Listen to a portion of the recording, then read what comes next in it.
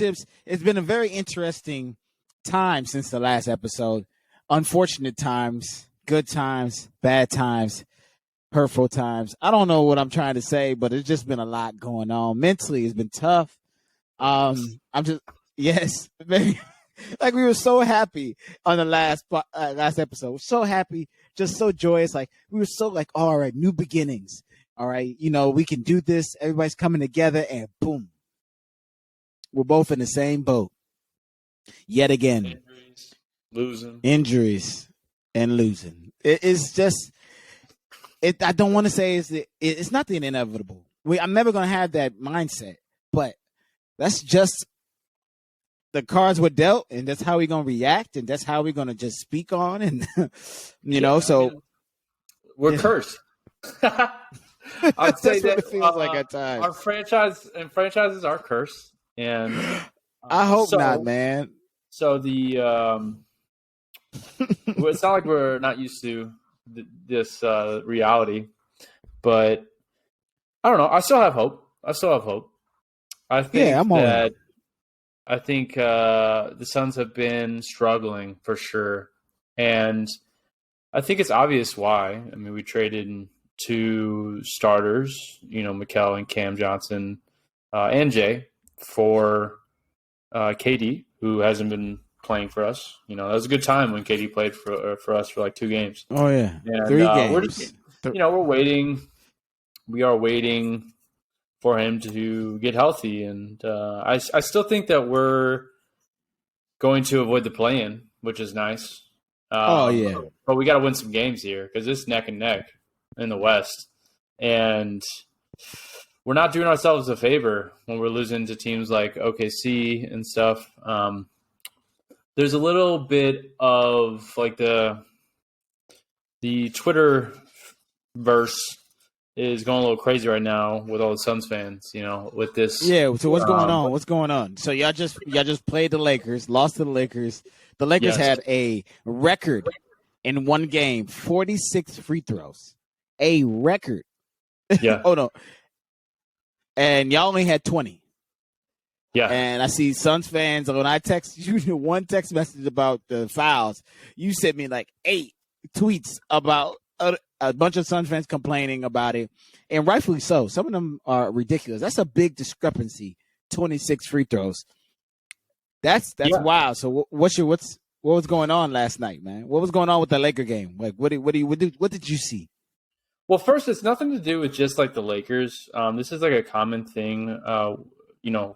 Being a Suns fan, just the Suns organization. I will, there's the one side that I think is. There's a reason for why our free throws, there's such a disparity there. And it makes sense. We're a jump shot team. We're a mid-range team. No one's really driving except Devin Booker. Ayton doesn't get fouls because he's a big man, and I guess he's young and doesn't have the respect that other players do. Although I will say Ayton gets fouled a ton and doesn't get called for it. Booker gets, I don't think he has the respect that he deserves, but at least he gets some fouls here and there. Everyone else, no. But Chris Paul doesn't drive to the basket. I get that. So there is some reason as to why there's a free throw and foul disparity. But my problem is with how different the fouls are called when we're on the defensive side.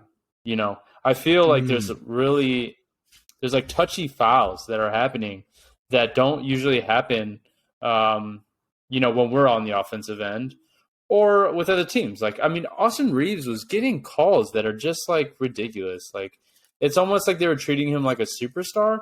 And he's been treated like a superstar for the past month. He's had 7.7 free throw attempts in the past month, which is on the same rankings of James Harden, Giannis, and Luka. Luka's been out, but Luka type of getting calls. So yes, that is true. There's some truth to that. I'm not trying to discredit Austin Reeves. He has been playing well. Kudos to him. Whatever. But he's not Kobe Bryant. Let's stop treating him like that. The whistle is very heavy. And some of the fouls that were happening, I don't know. I'm on the side of just let them play. Both sides. I'll be fine if they're not calling fouls on the Suns. I'll be okay with that. but at least don't call foul on the other side of the floor. At least, match or mirror what you're doing on both sides. And I'm all for just like less fouls, less free throws, let them play and stuff like that. But it becomes a ref show, man. Like it really does. It's very frustrating because there's so much stoppage, and then we get cautious and we try to overcompensate, and then we can't play actual defense because they're just diving into us.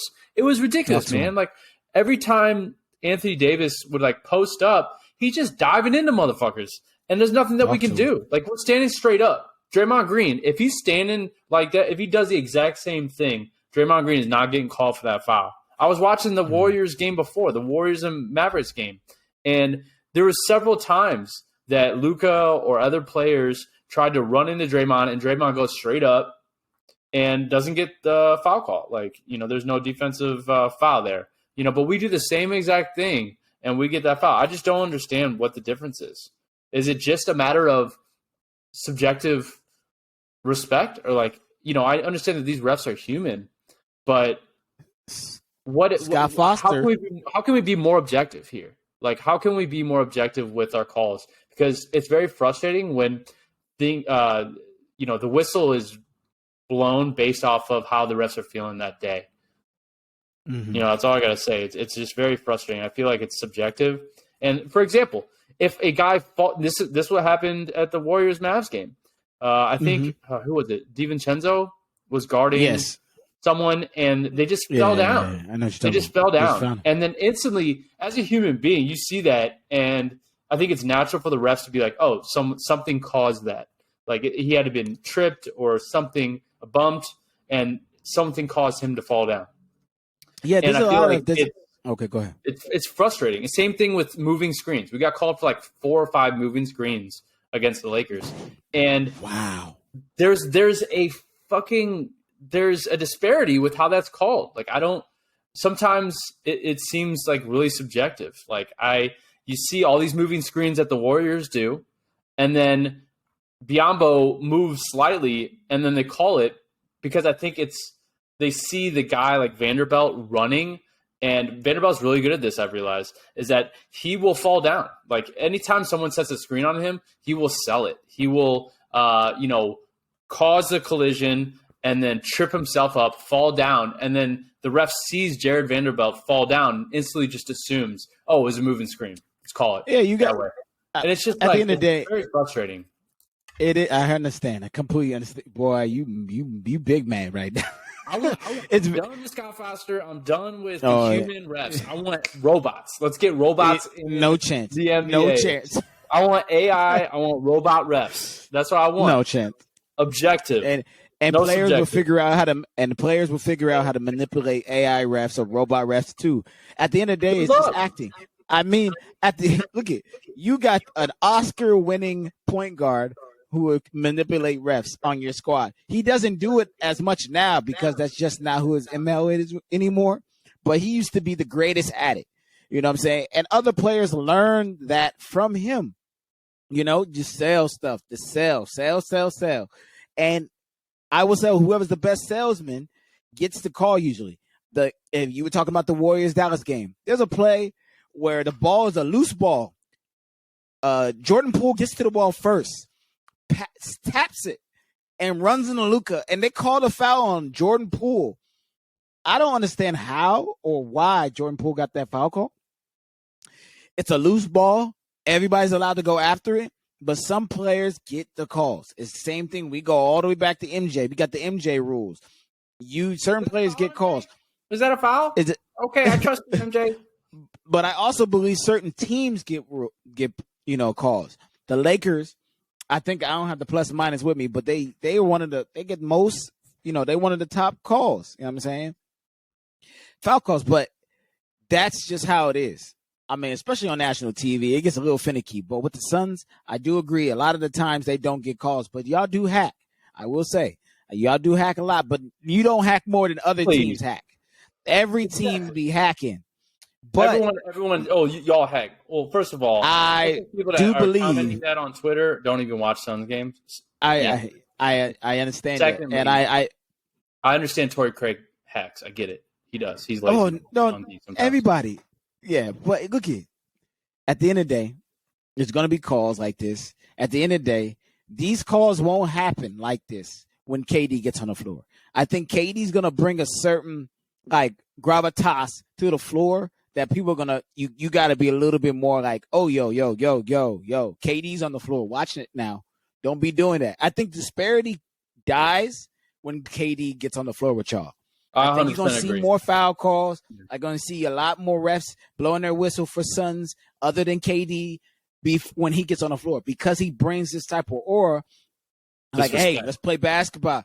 Don't disrespect me. I won't disrespect you. He's a very respectful guy. He don't really complain. That's what I love about KD in his game. He don't complain. He's one of the only superstars that, not only because Jokic don't complain as much either, but he's one of the top players. Jokic don't complain. I don't think he complains. There's levels of complaining. I don't think he complains like Luka. Luka complains. No one complains like Luka. It was annoying. Even my wife was like, "Yo, why is he talking to the refs every single time?" It goes Luka. I think it goes Luka, Harden, Embiid, LeBron. I put Siakam right after LeBron. Yeah, I think Siakam is top 2. I don't think LeBron complains as much. LeBron be getting beat up, dog. LeBron be getting his ass whooped. Yeah, that's you know what I'm saying? He been getting his ass whooped for years. He's allowed to complain. A lot of these refs have been like, oh, he's big, he can take it type stuff. So I'm all for, LeBron James, DeAndre Ayton, Joel Embiid, like centers that complain, they need to complain. Or they don't get no calls because they assume they are just too big. You should fight through it. They get that assumption, hey, man, you're big enough to fight through it. It's the guards that get on my nerves. Like if a guard gets like bumped and it's like a whole thing, I'm like, bro, play through it. Like KD is the skinniest man in the world and he ain't never complaining. Never. Oh, yeah, so that's why I understand, but I think KD, when he gets there, is going to be different. I forgot to mention AD's in there, too, for sure. AD, I swear, man, that dude is the biggest flop. As far as big man goes, I put Embiid, AD up there, Jokic somewhere in top 5 region. But, man, I swear, AD's just diving into motherfuckers, and he's screaming. AD's a special case. It's wild. I look at if I was AD, I would do the same though. I don't think he was like that because he's glass man. He's got to complain. If you guys keep beating him up, he might just hurt. He might just get hurt. So he got to complain. That's the thing. I think there's like levels to it, but like when you're a glass man or a big man, I understand why you're complaining. But when you're healthy all the time and you get a bunch of freako calls if you don't complain, like a Luka, he'll get calls. He'll get at least 6 to 7 free throws attempts, but just playing the way he plays, pump fakes. He gets guys to bite. His game does that. He does. I don't think that's what makes me mad is he doesn't need to complain. Yeah, he'll get the calls. You don't. His complaining gets him another 6 or 7.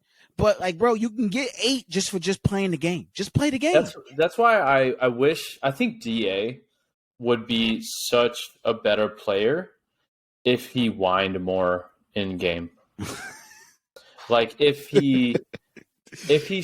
he gets fouled nearly every time he goes up for a shot. Like he really does. Yeah. Like if you watch, like I've pretty much watched every Ayton game he's ever played as a Sun, and he gets fouled a ton, and he will go up, get fouled, but he's so quiet. Like he doesn't say anything. And the whole team is. He just takes it because he's a beast and he's 7 foot tall, and I get it. But and he learned from Devin Booker. You have other players that are like Embiid or AD that as soon as they get inconvenienced any means, if someone is in their bubble of space, they're screaming like they're getting stabbed. And it's annoying, but it's also, it works. And it's very frustrating because I feel like Ayton would have probably 2 or 3 times the free throws if he just would have a similar strategy. But I don't know. Yeah. Who knows? Oh, definitely. But the move on from the agony of what's going on. Yours is the last night, not getting the calls and everything like that. For me, as most people are here listening, probably heard Paul George getting hurt. PG getting hurt was so sad to me because the energy of this man, of how happy he was to be fully healthy, was just incredible. Windmill dunks. He did a windmill dunk. Windmill dunks off the backboard. Just plays before, he did 360 off of two legs. The play before that, he did a right-handed dunk on somebody. Like, he was there. He was ready. This was prime PG. This is what we've been waiting for. You know what I'm saying? And he was there. And that's probably what hurt a lot of Clipper fans the most, is that, like, what we saw the past few games, we're like, oh, shit, PG coming. He about to come, and he's taking over. And this playoffs, and Kawhi is doing his thing, too. Oh, man. All I was hoping for was other players to just, not even Russ. I'm like, Russ been doing well. I'm like, all right, we just need our shooters to make shots. You know what I'm saying? If the shooters make shots, if Marcus Morris scores 10 points, if our shooters hit a few threes, I don't believe anybody can beat us. That's how I felt. When that happened, bro, I was like, I hate you, Dort. like I was so the most, bro, who goes for a rebound like that? Like, you, why you? For one, I hate guys like that when I play pickup. The guy goes for a rebound that's just like all over the place. What Dog, I don't run into people. Don't play me like that. I'm very sound about my You're talking about one-on-one. When we're playing one-on-one, yes, I go for rebounds like that. Not in the game. In a game, I'm sound. I'm boxing somebody. He didn't even box him out. He came out of nowhere, swung his legs. He wouldn't even have a chance of getting a rebound. The people that I think about that don't have a chance of getting a rebound, coming to get a rebound. Bro, you ain't even got it. Go somewhere. Stay over there. Bro, way too much energy. You're about to hurt me with that. I do know, but I do know people that are like extra. I wouldn't say you're extra. Oh, actually, I would. In one-on-one, you are. You're extra. Yeah, because you're like the dude that's like sprinting back and forth. And you are a little extra. Because my advantage to us playing one-on-one is that you're usually not as in shape as I am. So I have to beat you by stamina. That's what it is. Me and you are pretty equal at playing the game of basketball. It's a very equal game. You win one, I win one. It is what it is. But my advantage always is that I am in shape. No disrespect. Yeah. I've been trying to get this man in shape, people. I've been trying to get Josh to rock with me and get in shape with me and run every single day. He don't want to do it. So I got things going on. One day. I'm gonna get Josh gonna be out here with a 6-pack one day. He just gotta get on the Charles workout plan. You know what I mean? But anywho, honestly, Paul, PG, PG, man, that one hurt. And to hear that he's gonna get reevaluated in 2 to 3 weeks, and it's just like a sprain right now. It's really good to hear, and I just hope that he's back for the playoffs. But that's on the Clippers. Right now, it's on Kawhi. It is all eyes on Kawhi. Like Kawhi Leonard, have to play above what he's playing now. He's already playing at a high level. He has to play at a higher level. Like tonight, while we're recording this, they play OKC the second time this week. They got to win. And we lost. We lost the first one. OKC is not bad. I will say that. They're not bad. SGA is unreal, for one. This dude gets to his spots. He don't play with you. He don't play with his food. Yeah. He nice. He does all. But that's where I think PG would have helped. But that's another reason where I think PG would have helped us at the end of that game. He does shoot a lot of free throws, but he deservedly does. He only shoots twos and just scores in the paint. So it makes sense for him to shoot a bunch of free throws. You know what I'm saying? But the thing about it, though, like that would have been PG guarding. We had Eric Gordon and Robert Covington guarding SGA at the end of the game. Bro, that ain't going to work. I like those guys, but they not stopping SGA. A lot of people can't. You know what I'm saying? You got to be a top-tier defender. And one of our top-tier defenders is PG. And he's the one that usually is like, hey, I got the best guy. Kawhi, you do your offensive thing. I'll get the best guy, and so Wait, be it. since when is Kawhi not a good defender? I didn't say Kawhi's not the best defender, but Kawhi doesn't usually defend the best guy, like the best guard. Kawhi usually, when it's a bigger, like it's like if an AD gets hot, Kawhi will guard AD. If a small forward's getting hot, he will guard him. Like a bigger guy that's like a superstar, Kawhi usually takes that on. You know what I mean? Because we like to play small, and you can't put any of our small guys on if the other team got a good big guy. Like a Giannis, Kawhi's guarding Giannis, not Paul George. You know what I'm saying? That's Paul the difference. Bigger than Kawhi? No. What? No. Not tripping? I think he's come on, taller. Man. No. Have you seen Did you see the picture of Kawhi's hand and Paul George's hand? Yes, you're tripping. Oh yeah. What are we talking about? Yeah, you're talking about body type, I think. Kawhi's a robot. I'm talking about body type. Your hand size, body type. Kawhi is bigger. Okay. Kawhi is a robot, dog. Yeah, you remember when Jokic ran into him? Paul George got it on him. He's 6'8", and then Kawhi is 6'7". But yeah, I agree. Like Kawhi's just a machine. A machine. Jokic ran into him. Kawhi didn't budge, and Jokic hit the ground. I mean, a little bit of that flopping, but it was still a little bit of truth. Who else said that? It was another player that said, it was JJ Redick. JJ Redick is like, I hit Kawhi in the stomach one time, and then my first thought was, what did I just touch? Mm-hmm. Like, what was that? Like, he's like, that was like solid rock. Like, that was his first thought of hitting Kawhi. Like, he was like, what the fuck what was that? That's funny. And that's what it is. He's like, Kawhi is built strong. So I think he always guards guys that are more of a beast type of like massive guy that's going to get to the basket type of thing. And more finesse guys that got the crossovers and stuff like that. That's PG's realm. So that's what's gonna kill us. If we're playing a lot more guys that got a lot more wiggle than a lot more guys that are bruisers coming up, and that's what's gonna hurt us because PG's defense is what we really need on the perimeter. You know what I'm saying? Obviously, we needed scoring. Everybody wants the superstar to score, but his defense to me was more important. You know, he was slowing down those shifty guards.